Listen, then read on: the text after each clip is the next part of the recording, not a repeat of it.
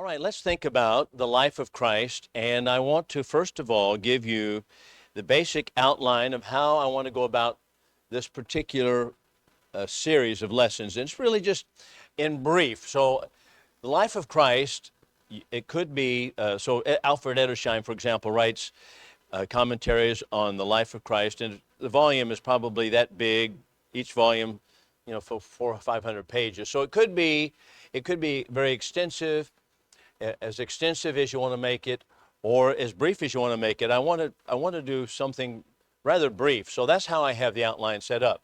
So I have, number one, the background, and most of the material here falls into the background. That is, not most of it, but a large chunk of it. I have a lot of material for the background to set us up for thinking about the life of Christ and the gospel record. So that will be probably several weeks just in the background only of the life of Christ, and that's what we'll look at today, or start looking at. Then we'll have some comments about Jesus and John, and then also that would be, of course, Jesus' baptism, and then also the ministry of Christ in Galilee. Remember, that was separate from his ministry in Judea. So we have the Galilean ministry divided in two.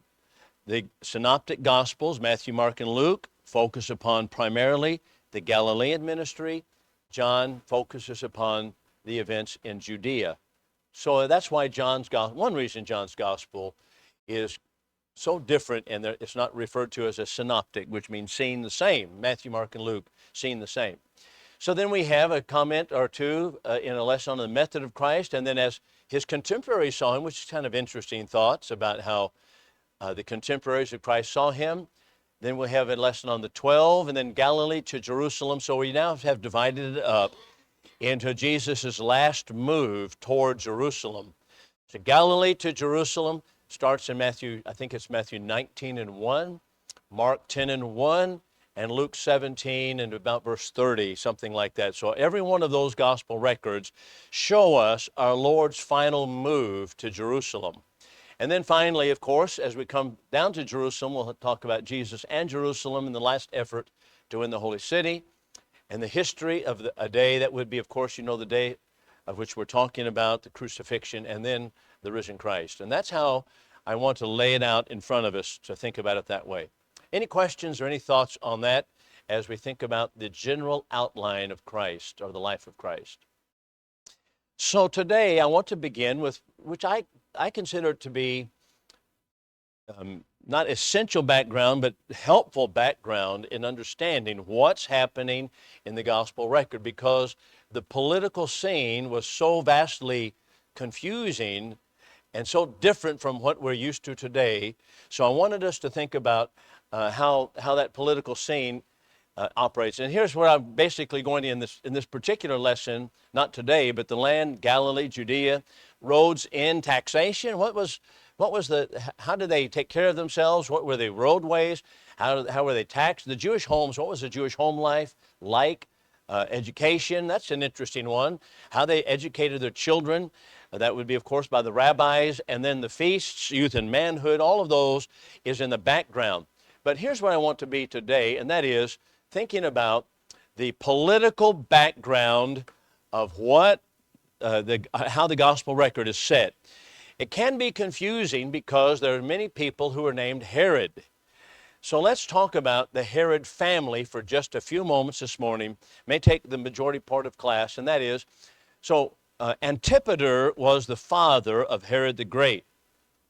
Antipater was good friends with famous Caesar, and that would be, who was the Caesar during the time of Christ's birth, actually. And actually, during his birth, who was the Caesar? Augustus Caesar. Augustus Caesar. So Antipater was good friends with Augustus. Antipater was an Idumean. So what is an Idumean? Okay, who are the people of Idumea? Edomites. They're Edomites. They're from Edom. They're Esau's family. So they're called by the Romans Idumea. It was south of, as pointed out, it was south of Israel, but they're Edomites. They're all from Edom. So are they related to Israel? Yes. Yes, Esau is related to Israel. How is Esau related to Israel? By Abraham, and they were brothers. They were brothers. So the Edomites are brethren to the Israelites. That's going to have a big part to play in what's happening here in the entire gospel record, because the Herods are perfectly familiar with Judaism, because the Edomites, or the Idumeans, actually nominally converted to Judaism. All right, so let's think about it. So they were Idumean by birth, Edomite, and they had a place called Mount Seir, S-E-I-R, which is south of Israel. That was their primary capital, and they were converted to Judaism. So they were actually converts, proselytes into Judaism, and they were Roman by citizenship. So what does that mean? So for example, when we look at Acts chapter 26, just to get us our appetite whetted here, let's just look at Acts 26. This is, we'll back it up to chapter 25 for just a moment. Remember, Paul is in prison, and the place is Caesarea at this point.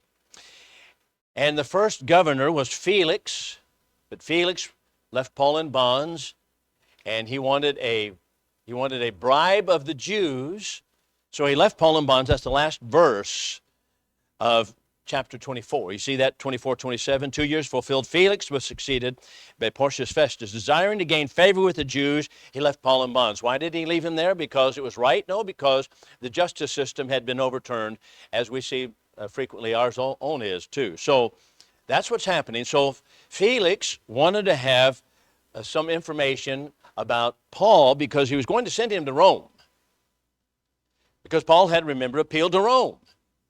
And Felix didn't really know anything about it. He was a Roman governor. Now he's replaced by Porcius Festus. Festus didn't know anything about it either. He had no really clue about the Jewish religion and the claims that Paul was making. So that's when we come down here to verse 13. So when Porcius Festus comes to the governorship, which is located in Caesarea, he asks, or there's a king that comes, visits him, and he's the great-grandson of Herod the Great. So this man here, Agrippa number 1, we meet, he's Herod the king in Acts chapter 12. I think, yeah, there it is on the bottom, Acts 12. He is Herod's grandson. And so when we meet this Agrippa here, this is number 2, Agrippa number 2. Here is the son of Agrippa number 1, and he is a Jew by profession, Roman citizenship, Idumean by birth. Porcius Festus didn't know anything about the charges against Paul. So when Agrippa comes to congratulate him on his achievement and being put into place, Festus therefore naturally says, hey, I have this guy by the name of Paul, who is a Jew, and he claims about Christ that he was killed, and he claims he's what? He's alive. He's resurrected from the dead. So had Agrippa number 2 heard about Christ? Oh yeah, he knew all about it. He knew all about it, only from the lips of those who hated him. The Herod family knew all about the Lord. It was his great-grandfather who killed the babes of Bethlehem. It was his father, Herod Agrippa number 1, who killed James, Acts chapter 12. It was his uncles, Antipas, Philip, Archelaus, who ruled in Israel when Christ was alive. He knew all about it. No, he was not a stranger to it at all. So that's why Porcius Festus asked him, hey, what about this guy? Yeah, I know about it. So he said, and we're kind of surprised. He said, well, I want to hear Paul myself. Aren't we a little bit surprised by that? So that gives you a little bit of background. This is what's happening here, because the political scene is setting us up for that. So Herod the Great is the king. So you look at, let's just turn to Matthew chapter 2. Matthew chapter 2. Herod the Great is the king, and he dies in 4 B.C. Matthew 2, beginning in verse 1. Jesus was born in Bethlehem of Judea in the days of Herod the king. All right, there are many Herods, but this king is Herod the Great. Behold, wise men from the east came to Jerusalem, saying, where is he that is born King of the Jews? We saw his star in the east, came to worship him. Herod the king heard it. When he heard it, he was troubled, and all of Jerusalem with him. So now why would he be troubled? King, Herod the king. He ruled with a bloody iron fist. As a matter of fact, Herod the Great had put fear into all of the Jews so much that when he died, he commanded that his staff execute a number of Jews so that he would have a bunch of crying when his funeral procession went by. And that's what they did. They murdered a bunch of Jews when he died. That's the kind of guy that he is. And they didn't, of course, there was no love there. But so we have in verse 4 now, gathering together the chief priests, scribes of the people, he inquired of them where the Christ should be born. They said unto him, Bethlehem of Judea, for thus it is written through the prophet. This is from Micah. Thou, Bethlehem, land of Judah, art in no wise least among the princes of Judah. For out of thee shall come forth a governor who shall be shepherd of my people Israel. All right, let's think about Herod for just a moment. This is Herod the Great. Now on the chart it has he died in 4 BC. So how is that the case, that he dies before Christ, and yet he's alive here in Matthew 2 when Christ is born? How is that the case? Go ahead. They made several mistakes. So those were, and not just one guy, it was a group of Catholic priests, monks, who put the dates on everything, because reaching back, they worked out all the timelines and everything, and they said, okay, this is when Christ was born. But they did make mistakes in it, but we've kept with the timeline they've given us. So Herod the Great dies 4 BC according to the general timeline, but it is to be adjusted by several years, obviously, because Herod the Great is alive. So they did make mistakes when they went back and put the years on the different dates from the Old Testament. So I asked this question in my class in high school. I said, all right, let's say that you found a coin that was dated 4 BC. What would you know about that coin immediately? It's a fake. It's a forgery, because they didn't know they were in 4 BC. Those dates were put on those years many hundreds of years later, and that's how the timeline was concocted. So that's how it is the case that Herod was the king, but he died actually 4 BC. Any question on that? So that's one thing you read about. How did Herod die 4 years? So anyway, all right, so I want you to notice in the top right-hand corner, he had a number of sons. Alexander, Aristobulus, Antipater named for his own father. He had them all executed. I mean, he had them drowned in a pool in Jerusalem, one of the pools, I think it was Siloam, where Christ came later and healed, but he had his own sons murdered, drowned in the pool purposefully, because he, of course, was protecting his throne, and there was no love in the family, and anybody who might take his throne, or anybody who had crossed him, he had them murdered. So he had them all executed. He even had his favorite wife, Mary Ann, executed. And so that was it. That was the woman that he really loved, but he got so jealous of her, and so he had her executed. Now, he mourned years later, through the years, because he had done such a horrible deed, but that was one of his wives, but he had her executed also. So that gives you a flavor of the man. So this is the man who now, when he dies a few years after Christ is born, he has several sons. And notice we have these sons. Now, we could have lines going to Archelaus, that's Herod the Ethnarch. Antipas, Herod the Tetrarch. Tetrarch means a division of 4. And Philip on the bottom right-hand side. So let's look at each of these for just a moment. So this is the confusing point in my mind, let alone the timeline. Archelaus was Herod the Ethnarch, and notice the time that he ruled. 4 BC to 6 AD. That means when his father died, he took the throne of Judea. But His throne or his kingdom was divided into four parts, and hence we have the word tetrarch, four portions of it. So his kingdom was divided into four, and Archelaus was the king. So now we have in Matthew 2, in verse 22, let's look at that passage very quickly. Matthew 2, in verse 22. So this tells us when our Lord was born, remember, Bethlehem, and then where did they go? Where did the family go? The Holy Family went Egypt. They went to Egypt. But now we hear, or they hear, that Archelaus was reigning over Judea in the room of his father Herod. He was afraid to go there, and being warned of God in a dream, withdrew to the parts of Galilee. So Herod, Herod the Great, within a few years of our Lord's birth, died, and his son Archelaus takes over. But what happened? Archelaus was banished by Augustus. He was the Caesar at the time. He banished him. He sent him off to Rome. And Judea then became a Roman province. So what does that mean? That means that it was no longer ruled by the kings at all. Instead, they had a system of governors. And these governors or prefects would rule from Caesarea. That would be their headquarters, and they would rule. So when we come to the time of our Lord's death, the governor would be Pilate. Pilate. Why is Pilate in the line of Herod? No, it has nothing to do with it.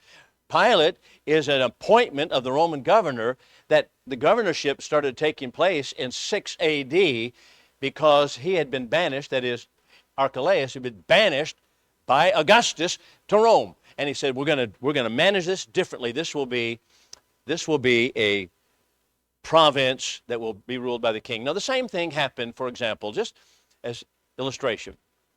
The same thing happened in the founding of America. We have different colonies in America. I hope this illustration helps. So in America, we had various colonies. Some colonies were actually colonies that were ruled from the throne. They were king's colonies. That is, that they were ruled by the King George III. They were the colonies that were ruled by the king. That means that there are very few of them that were that way. Some of them, however, were senatorial, or what is the Congress over there called? Parliamentary colonies. That is, they were ruled by the parliament. So we have king's colonies, and most of them were parliamentary colonies.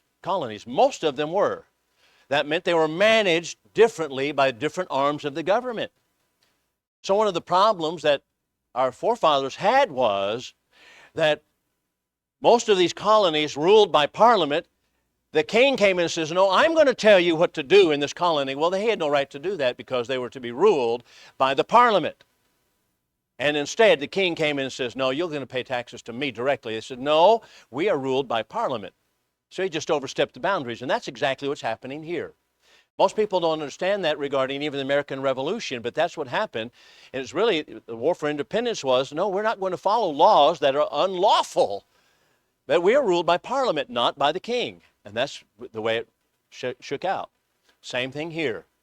Augustus says, no, you're going to be ruled by governors. And these governors are going to be appointed from Rome itself. And the headquarters is going to be in Caesarea. Jerusalem is going to be a practical capital. And so the governors always go down there when times of feasts. Why would they go for times of feasts to Jerusalem? Why would the governors go there? Everybody's there. What might happen?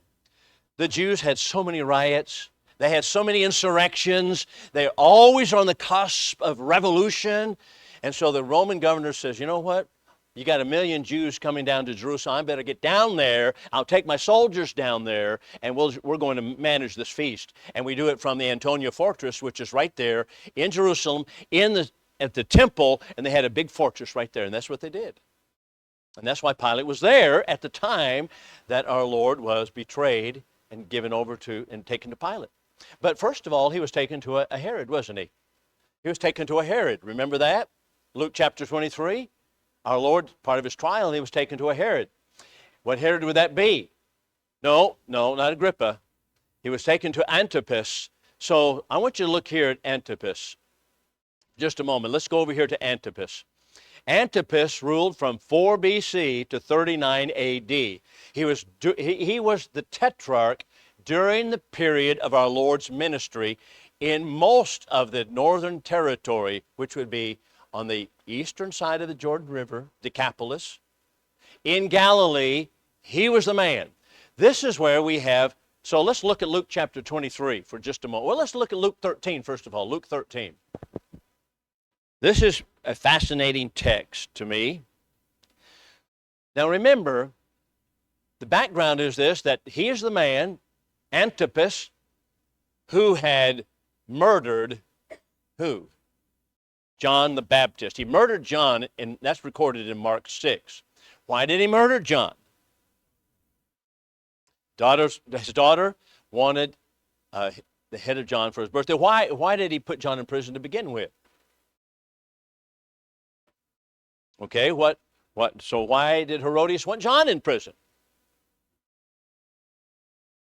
John spoke out. He says, hey, you have people that are serving in government who are doing wrong, and I'm calling them out. And he did it publicly, and he says, you don't have any right to go steal your brother's wife. Whose wife did he take? Well, he took Philip's wife. Antipas, he took his brother Philip's wife. Let's just go back to Mark 6, first of all, then we'll go back to Luke.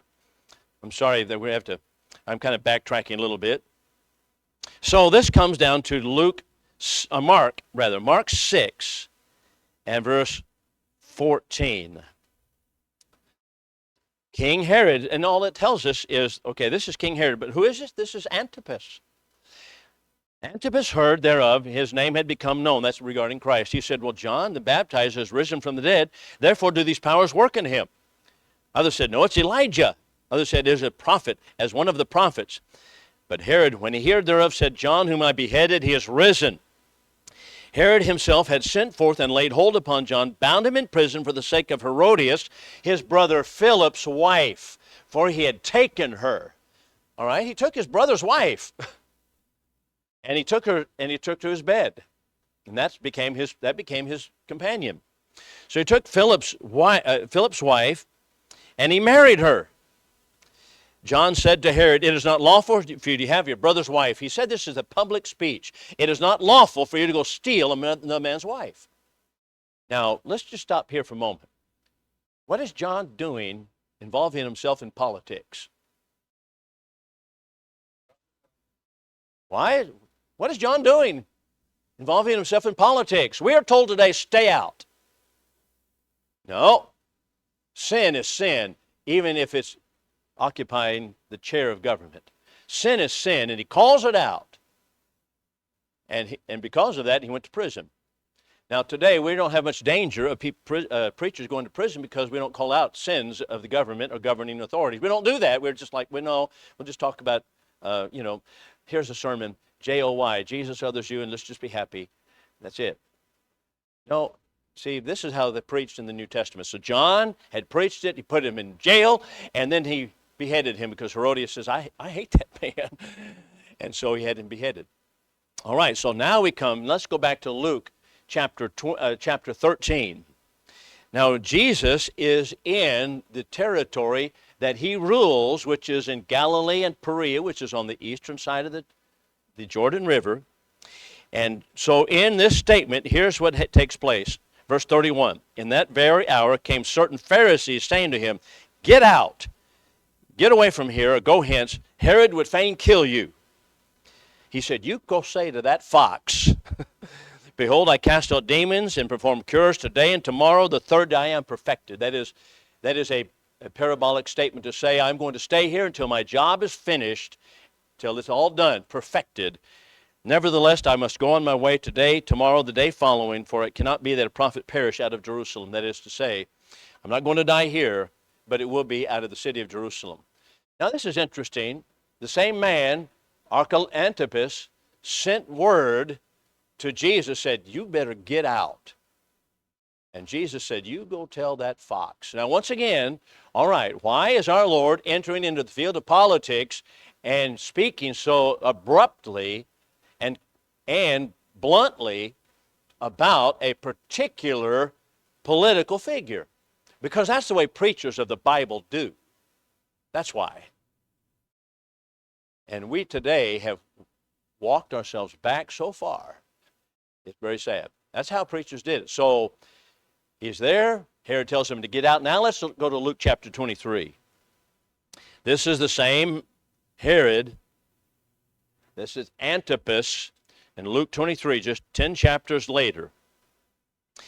During the trial of Christ, we are told in verse 8, Herod saw Jesus, but we ask this question. Let's go back up to verse 6. Why would Pilate send Jesus to Herod? Because he's Galilean, correct. Herod Antipas is the tetrarch, the king of Galilee and Perea. And now Pilate hears that he's in town for the feast also. He says, you know what? That's his jurisdiction. I'm a judge here, but I'm sending him to the Galilean king. And he sends him over to Herod. So we read in verse 8, Herod saw Jesus. He was exceeding glad. He was a long time desirous to see him because he had heard concerning him. And he hoped to see some miracle done by him. And he questioned him in many words, but he answered him nothing. The chief priest and scribes stood vehemently accusing him.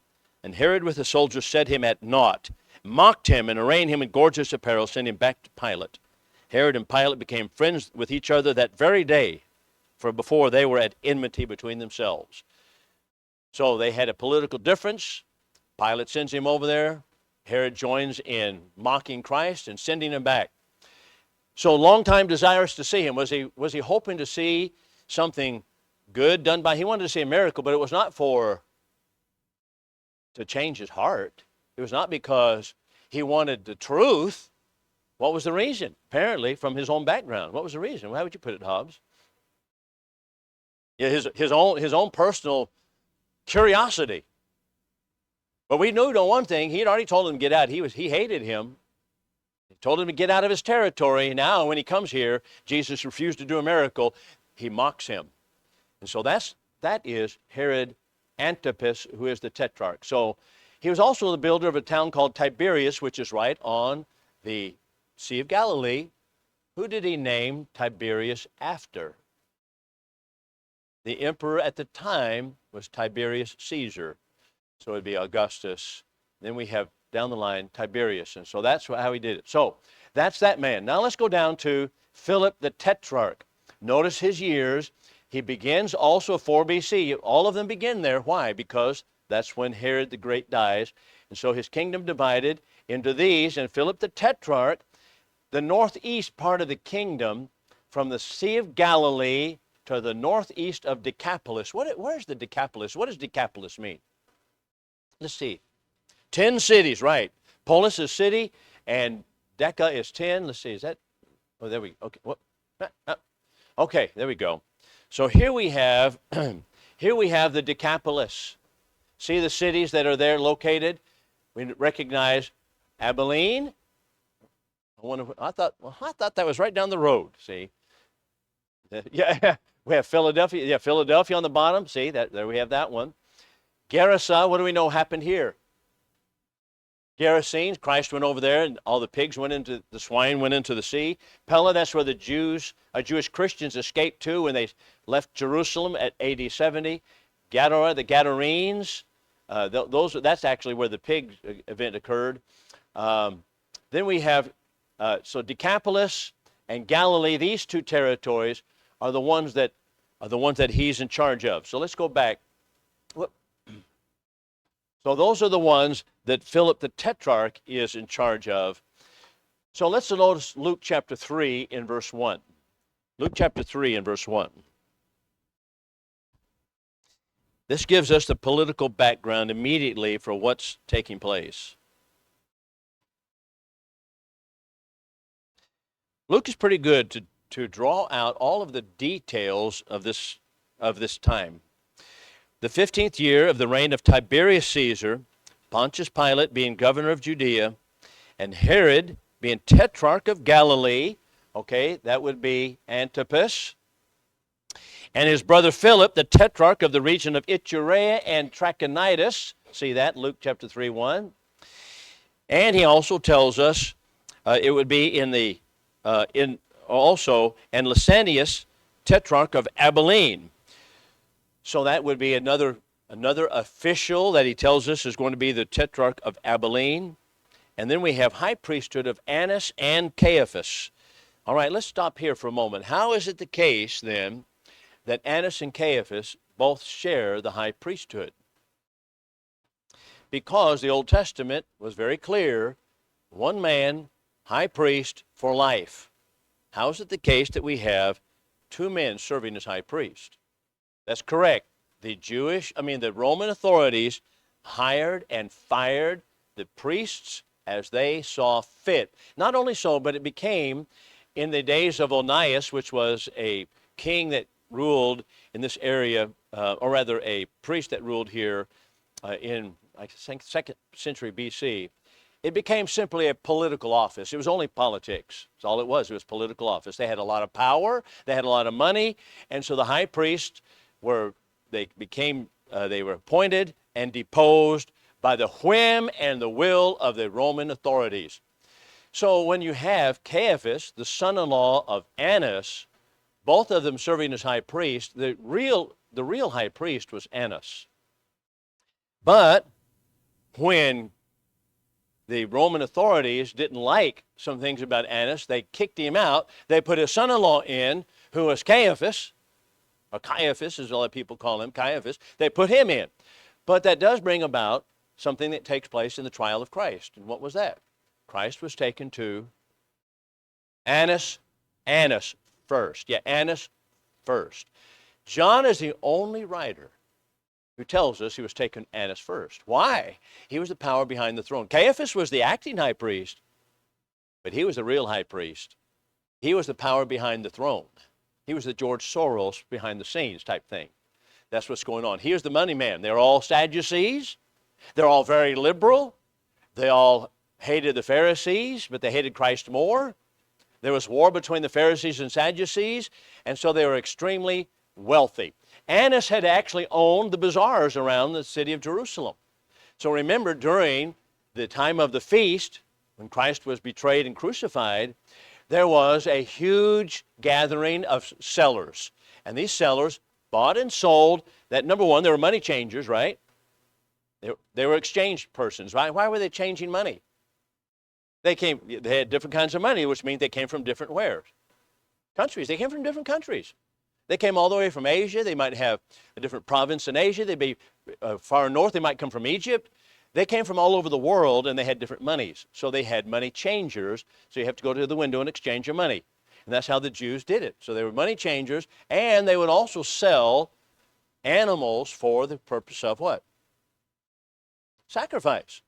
And what they did was, and the reason they did that was because to bring an animal all the way from Egypt, that would be pretty tough to do. So they would say, the Jew would say, I'll take my bag of money, I'll buy my animal when I'm there, and then I'll sacrifice it. So what were they doing? They were gouging the people because they were the only game in town. They were the only seller. They didn't have any competition. So they gouged the prices so high that it just infuriated our Lord. And when he came to the temple, right before his crucifixion, what did he do? He overthrew the tables and drove them out. But that's how it was going on. But all of that was owned by one man, one family, and that family was Annas, or as he is called in Jewish writings, Hanan. Hanan or Annas. He owned all of the bazaars. So when our Lord overturned the tables of his money changers and drove out the animals out of the temple, who was the most angry? They hated him. And that was Annas. That was his bailiwick. He owned it all. And so that's how it took place. So that's how the political background shapes up. So then we would come to Agrippa number 1. He is the grandson. He is the son of Aristobulus. So notice, Aristobulus is this man here who is one of the sons of Herod that was murdered, drowned him in a pool of Siloam. He just killed him. But when he did that, he had a son named Herod. He was also a Herod, Agrippa number 1. So why did he take the name of Agrippa? That was a famous king in Rome anyway. So he took the name Agrippa, and so we have Agrippa number 1 is a Herod, and he is the one who oversees the trial. Actually not a trial, but Peter and James. Peter escapes from prison, remember, and James is beheaded. And that's the man who does it, and he's the son of Aristobulus, who's the son of Herod the Great. So that's the political situation. It's confusing, But it's important to see how it is that our Lord actually addressed the political figures of the day, as well as why certain things were being done and how the background is that made it so infuriating to the Jews what was taking place. And how it is that, for example, Herod Antipas was the one who brought Christ to trial as long with Pilate, and he said, you know what? I'm going to make fun of him. I'm going to mock him. I'm going to send him back to Pilate. And that was what was going on there. So, any questions on that? Any thoughts? Let's take a couple notations on the land for just a moment. So, in the time of our Lord, the land of Palestine is divided up into basically three different segments. The colors are not really good on this one for it, but you have, number one, Galilee in the north, which is a Roman province, Samaria in the center, and Judea in the south. Those are the three. Which is the one, of course, that Jews did not live in normally? Samaria. They didn't live in Samaria. Those were Samaritans. How did Samaria come about? How did Samaria come about? So as if you didn't hear Brother Bruce, he pointed out that when the Assyrians captured Jerusalem, or rather captured the northern kingdom, in 722, they left a lot of Jews that were there. They captured the town of Samaria, which was the Jewish capital in the northern kingdom. They left not a lot, but they left Jews scattered in the land. And they intermarried with foreigners. They actually transported foreigners into the land, and they all intermarried. And so they were Jewish in part, but not completely. Therefore, they were a mixed blood. And so they settled in that central territory. When the Jews came back from Babylonian captivity later, they settled primarily in Judea, and then some of them were scattered up into the north country, Galilee. But in the center, the Samaritans were there, who are mixed blood. They had a temple of their own. They had their own priesthood. They had only the laws actually the 5 books of Moses. That's all that they recognized, Genesis through Deuteronomy. And so they were, in a long way, they were related to the Jews. But that's how Samaria came to be. But that's also why the Jews did not travel through Samaria, except our Lord did, of course. And where would that be? Where did he travel through Samaria? John chapter 4. And he came and met the Samaritan woman. So normally a Jew traveling to Galilee from Judea, or from Galilee or from Judea to Galilee, or vice versa, they would come over here, cross the river, go north of the Jordan, up the Jordan on the eastern side, cross over right here. And that's exactly the route that our Lord takes when he comes to Jerusalem for the last time. He actually takes the route from here. He crosses the Jordan River at a ford, goes down, crosses it again here, and the first city that he comes to as he's going to Jerusalem for the last time is the city of what? Jericho. And that's where he heals an individual, Jericho, blind Bartimaeus. But that is how our Lord traveled on that final fateful journey. Most of the time, however, frequently, all of the Jews would go up around that way, but he himself went through the center of it, right into the center where Shechem, or Samaria, Sychar is, Mount Gerizim, and Mount Ebal was the other one. So that's how the geography of it lines out. Are any thoughts on it? Any questions about it? All right, so now next time what we'll do is we'll look at Judea, Galilee. One of the fascinating things to me is where do they stay? I mean, today we go places, we stay in motels, we might stay with family members. They didn't have that. So where do they stay? They had inns. And we'll talk about some of that. We'll also talk about the education. I think the education of the Jews and the Jewish children is so fascinating, but it shows us where we have really gone wrong in American education, because how they educated their children is very, very telling. And then the feast, and then our Lord's youth and manhood. All right, anything else? Okay, thank you for your participation. Thank you for your attention.